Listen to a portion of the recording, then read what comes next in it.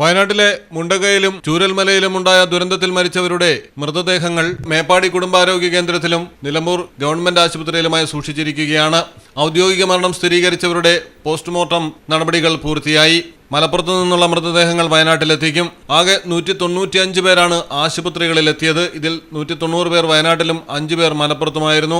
വയനാട്ടിലെത്തിയ 190 പേരിൽ 133 പേർ വിംസ് ആശുപത്രിയിലും 28 പേർ മേപ്പാടി കുടുംബാരോഗ്യ കേന്ദ്രത്തിലും 24 പേർ കൽപ്പറ്റ ജനറൽ ആശുപത്രിയിലും 5 പേർ വൈത്തിരി താലൂക്ക് ആശുപത്രിയിലും എത്തി. നിലവിൽ 97 പേർ വയനാട്, മലപ്പുറം ജില്ലകളിലായി ചികിത്സയിലുണ്ട്. ഇതിൽ 92 പേരും വയനാട്ടിലാണ്.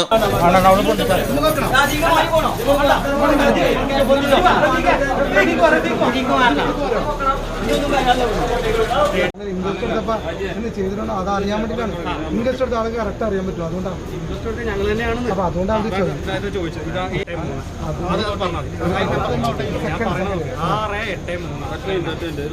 നമ്പർ 1 അല്ല, ആ നമ്പർ 1 ഇവിടുത്തെ നമ്മൾ ഓരോ ക്രൈം നമ്പർ ഇട്ടിട്ടാണ് ചെയ്യുന്നത്. അതിൽ 683. Malayalam television, Wayanad.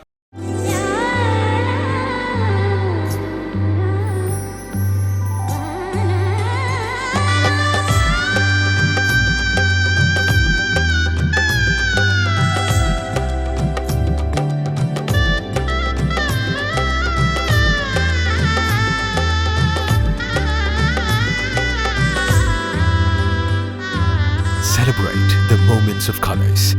KMT Silks, Perindalmanda, Kottakkal.